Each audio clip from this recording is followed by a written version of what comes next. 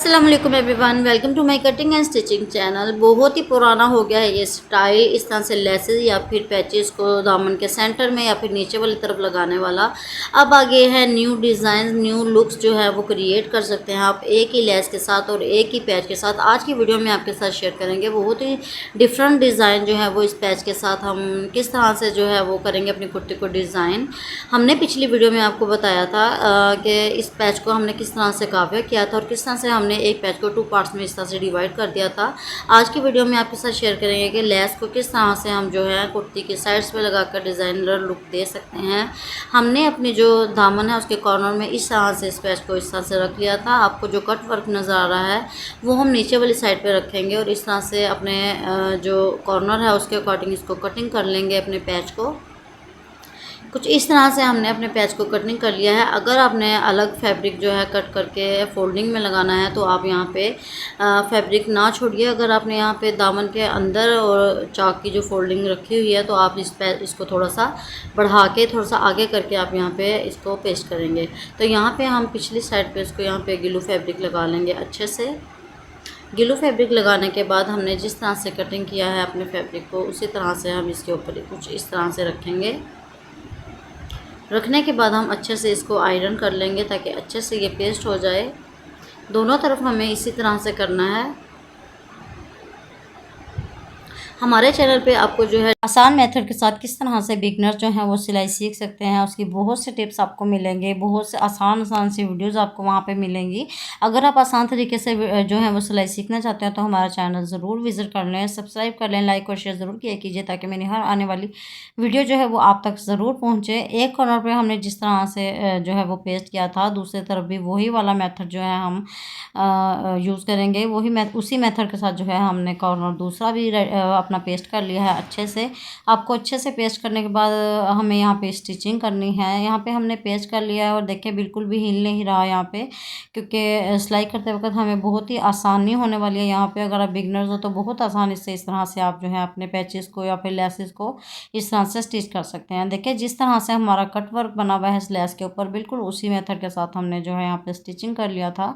Stitching करने के बाद इसी पैच के साथ नीचे वाली साइड से हमने ये निकाला था रिबन सा, हमने जो है अपने इसको हम स्लीव्स के ऊपर अटैच करेंगे।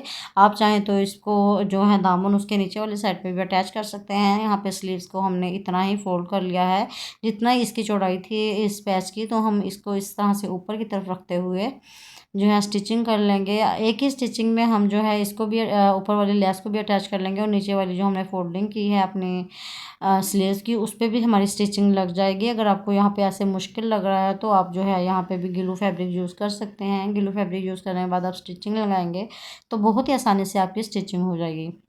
स्लीव्स पे इस तरह से हमने पैच लगा लिया है। लगाने के बाद हमारे पास कुछ इस तरह से पीसेस जो हैं वो बचे थे इसके अंदर से, जिसके अंदर से हमने इस तरह से फ्लावर जो है वो हम काव्या करके निकाल लेंगे।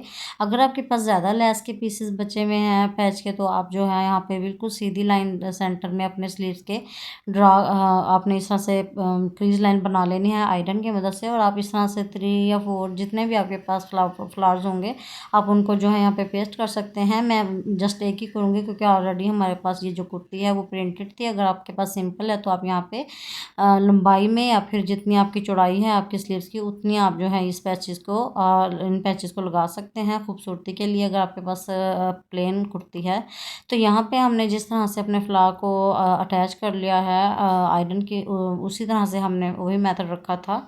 ग्लू फैब्रिक लगाने के बाद आयरन कर लिया था। अब इसको हम जो है इसके ऊपर सिलाई को चला लेंगे जिस तरह से हमारे फ्लावर की जो है वो शेप है।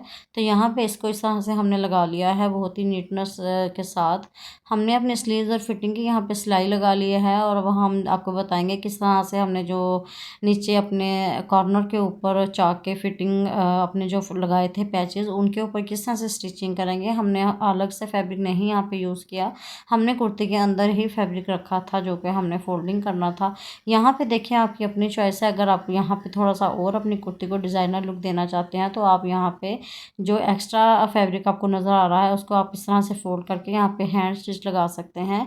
अच्छा, हैंड स्टिच हम बाद में लगाएंगे, पहले हम इसकी कॉर्नर अच्छे से फोल्ड कर लें। इस तरह से अगर आप फोल्ड कर लेंगे तो हैंड स्टिच करते हुए भी आपको आसानी होगी। जो आसान सिलाई के तरीके हैं वो हम आपके साथ शेयर करते रहते हैं, ताकि आपको सिलाई बिल्कुल भी मुश्किल ना लगे और आप घर बैठे बगैर किसी से मशवरा किए या से आप सीखे बगैर आप जो है खुद से स्टिचिंग कैसे आसानी से कर सकते हैं। अब आप देख सकते हैं कॉर्नर हमने इस तरह से फोल्डिंग कर लिए हैं। फोल्डिंग करने के बाद अब हम इस तरह से बैक साइड पे फोल्ड करते हुए अगर इसको हैंड स्टिच करना चाहें तो आसानी से हम जो है इसको हैंड स्टिच कर लगा सकते हैं। सारी जो दोनों तरफ से हम यहाँ पे स्टिच कर लेंगे। यहाँ पे देखिए कुछ इस तरह से आप फोल्ड करने के बाद कुछ इस तरह से हमारी लुक आएगी फ्रंट की।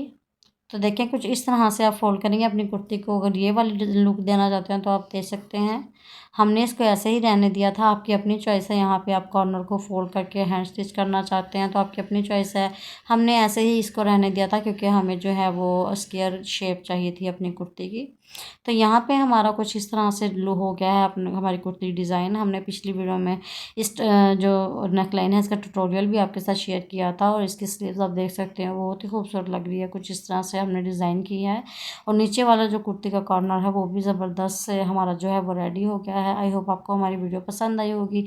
आपको कुछ आइडियाज़ मिलेंगे आप किस तरह से गर्मियों के सूटों को आप डिज़ाइन कर सकते हैं, घर बैठे डिज़ाइनर लुक दे सकते हैं। इस तरह की मज़ीद वीडियो देखने के लिए आप मेरा चैनल विज़िट कर सकते हैं। इस तरह की बहुत सी वीडियोस आपको मिलेंगी किस तरह से आप नए नए ड्रेसेस के आइडियाज़ जो हैं वो अपने ड्रेसेस पे अप्लाई कर सकते हैं। लाइक करें, शेयर करें और करें सब्सक्राइब मेरे चैनल को। इंशाल्लाह इस तरह की मज़ीद वीडियोस लेकर फिर दोबारा हाजिर हो जाऊंगी। तब तक के लिए अल्लाह हाफिज़।